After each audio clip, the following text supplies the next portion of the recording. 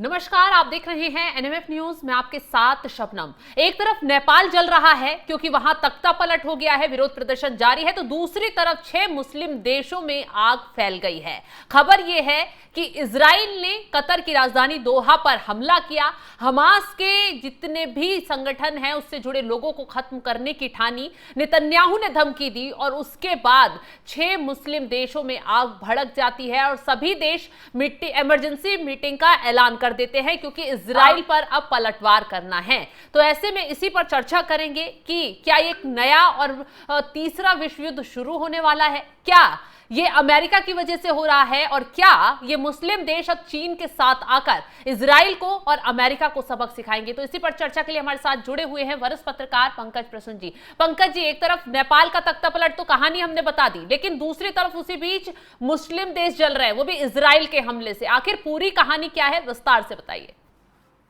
नहीं, नेपाल से और उसका कोई रिश्ता नहीं, दूर दूर तक नहीं। सबसे बड़ी बात है कि अरब इजराइल वॉर हुआ था। एक तरफ अरब के सारे देश थे और एक तरफ इजराइल था, और उस युद्ध में इजराइल की जीत हुई थी। 8 दिनों के अंदर सारे अरब देशों को एक साथ हरा दिया था। और वो उस वक्त था जब इजराइल नया नया बना ही था, उसके पास इतनी शक्ति भी नहीं थी। आज इजराइल ये साधन संपन्न भी हो गया है और अरब देशों में फूट हो चुकी है। अच्छा बताइए, ईरान पे जब हमला किया इजराइल ने, तो अरब देश उसकी मदद के लिए आए थे क्या ईरान के साथ? कोई भी नहीं आया, बस दूर से बयानबाजी दे रहे थे। तो अब बताइए कि अब ये जो बैठक बुला रहे हैं कतर वाले कि हम पे हमला कर दिया, दोहा में आइए बैठक कीजिए, रविवार या सोमवार को ये बैठक है, तो सारे देश देंगे क्या कतर का साथ? सारे देश मतलब कितने देश देंगे? सऊदी अरब देगा क्या? वही सऊदी अरब जो इजराइल के साथ अब्राहम अकॉर्ड साइन करने वाला है, वो इजराइल के साथ ही युद्ध करने लगेगा कतर के कहने पर। जॉर्डन भी नहीं करेगा, मिस्र भी नहीं करेगा। इजराइल के आसपास के देश जब नहीं करेंगे, जॉर्डन, उसका पड़ोस में जॉर्डन है, पड़ोस में मिस्र है, इजिप्ट है, क्या ये दोनों साथ दे रहे हैं क्या? तो जब सऊदी, यूएई, जॉर्डन, मिस्र जब बड़े देश साथ नहीं देंगे तो कतर का साथ देगा कौन? लेबनान और यमन। ये सब तो ऑलरेडी पहले से ही है। हुआ यह है कि जब हमास के आतंकियों ने इजराइल पे जो हमला किया था 2023 में, उसके बाद से 6 ऐसे देश हैं जिन पर इजराइल अटैक कर चुका है। और या तो वो हिजबुल्लाह के ठिकाने थे, या हमास के ठिकाने थे, या हुती विद्रोहियों के ठिकाने थे, या फिर ईरान स्वयं था जहां पे हमला किया गया, लेबनान पे हमला किया गया। तो जिन जिन लोगों पे हमला किया है वो अगर बैठक में आ रहे हैं और वो मिलकर लड़ेंगे तो वो ऑलरेडी लड़ रहे हैं। तो ये हमला कर क्यों रहा है इजराइल? मकसद क्या है इजराइल का? देखिए, समझिए, जब हमास के आतंकियों ने इजराइल पे हमला किया था तो एक वीडियो आया था कि जो हमास का जो टॉप लीडरशिप था वो एक टीवी देख रहा है ये सारा प्रोग्राम, और वो फिर बाद में दुआएं कर रहा है। और वो जो वीडियो था वो था कतर के राजधानी दोहा की, और बताया गया कि वो अल जजीरा जो एक चैनल है ना, उसके दफ्तर से ये सब बनाया गया था। तो आरोप ये है कि जितने भी आतंकी हैं जो इजराइल को परेशान कर रहे हैं, सबकी फाइनेंसिंग, फंडिंग कतर कर रहा है। अच्छा। और सिर्फ इजराइल के खिलाफ नहीं, ये अरब देशों में जितने भी आतंकी संगठन है, जितनी भी आतंकी तंजीमें हैं, और इवन पाकिस्तान में, सबको कतर से मदद पहुंचती है। आईएसआई का जो पाकिस्तान की जासूसी एजेंसी है, उसका अच्छा खासा गढ़ है कतर में। तो जहां से देखिए, अब तक जो इजराइल कर रहा था वो रावण का सर काट रहा था, पर इजराइल को एक बात समझ में आई कि नाभि असली कतर है। जब तक हम वहां से नहीं पर इनको समूल नाश करेंगे ना, तब तक ये खत्म होने वाले हैं नहीं। इसीलिए ये कतर पे हमला किया गया। और देखिए, इस हमले में हमास के टॉप लीडरशिप की मौत भी हुई है, हेडक्वार्टर उड़ा दिए गए। तो हाँ, तो इजराइल का तर्क यह है कि अगर अमेरिका ओसामा बिन लादेन को पाकिस्तान में घुस के मार सकता है, तो इजराइल हमास के लीडरशिप को कतर में घुस के क्यों नहीं मार सकता? ये इजराइल के प्रधानमंत्री बेंजामिन नेतन्याहू ने कहा है, और उन्होंने कहा है कि आतंक का समूल नाश करना है तो हमें देश नहीं देखना है, हमें यह देखना है कि आतंकी कहां है और हमें आतंकवादियों को मारना है। हम कतर के शेख को तो मार नहीं रहे, वहां के प्रधानमंत्री राष्ट्रपति को नुकसान पहुंचाने नहीं रहे, हम तो टारगेटेड हमास के आतंकियों को मार रहे हैं। लेकिन सॉवरेनिटी है अपनी, कतर का अपना ये है। अब ये बैठक बुला रहे हैं, मुस्लिम देश ये भी कह रहे हैं कि ये सब कुछ अमेरिका करवा रहा है, इजराइल की इतनी हिम्मत नहीं है कि वो इन देशों से टकरा जाए। अच्छा, मुस्लिम देश कितने? 57 मुस्लिम देश हैं दुनिया में। जब 7 भी इकट्ठे नहीं हो रहे हैं 57 में से, 57 में, तो सारे मुस्लिम देश कैसे कह रही हैं? ये वो देश हैं जिन पर इजराइल ने अटैक किया है, सिर्फ इतना है। हाँ। अरब के कितने बड़े मुस्लिम देश साथ में हैं जो मुस्लिम देश है? किस बात के मुस्लिम देश है? जहां हिजबुल्ला है। शहबाज शरीफ गए हैं? अरे पाकिस्तान तो कहीं भी पहुंच जाता है। पाकिस्तान का क्या है? पाकिस्तान सऊदी भी पहुंच जाता है, पाकिस्तान ईरान की मदद कर रहा था, पाकिस्तान कतर भी पहुंच गया, पाकिस्तान टर्की की मदद कर रहा था। पाकिस्तान के पास अगर सपोर्ट करेगा तो खतरा तो इजराइल पर मंडरा जाएगा ना। अरे मैडम, परमाणु हथियार कोई घर में रखा हुआ आलू बम नहीं है कि किसी को दे दिया इस्तेमाल करने के लिए, उसकी तरफ से इस्तेमाल कर दिया। बहुत सारे प्रोटोकॉल्स होते हैं। परमाणु इस्तेमाल करने के लिए कह रहा था ना पाकिस्तान, तो हो गया, कर दिया। कहना और करना। अरे पाकिस्तान पे खुद पे अटैक हुआ, परमाणु इस्तेमाल नहीं किया, उसके एयरबेसेस तबाह हो गए, उसका न्यूक्लियर ठिकाना तबाह हो गया, रावलपिंडी हेडक्वार्टर पे बम बरसाया गया, तब नहीं इस्तेमाल किया, और वो कतर के लिए परमाणु बम चलाने जा रहा है। ये बेवकूफ बनाते हैं, वो परमाणु बम दिखा के पैसे झीटते हैं कि हमारे पास परमाणु बम है, माल लाओ। ये है धंधा उनका। उनका सक्सेसफुल है या नहीं किसने देखा है दुनिया में? बहुत सारे लोग ये कहते हैं कि पाकिस्तान के जो परमाणु बम के जो जहां पे रखा हुआ है उस पे अमेरिका की नजर है, वो सारा कंट्रोल करता है। पाकिस्तान ने परमाणु बम दिखाकर भीख मांगने का धंधा शुरू किया है कि एक इस्लामिक देशों में हमारे पास ही परमाणु बम है, लाओ पैसे। ये हाल है उनका।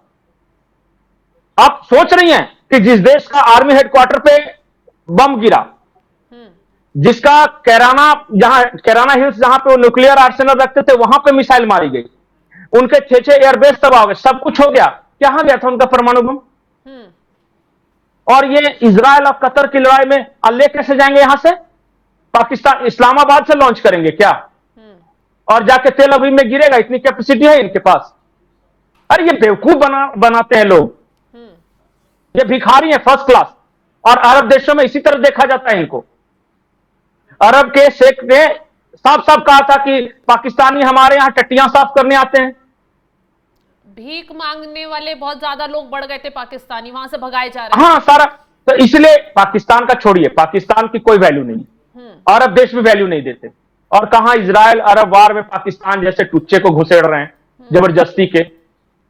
ये असली लड़ाई जो है वो रिसोर्सेज की लड़ाई है। अच्छा।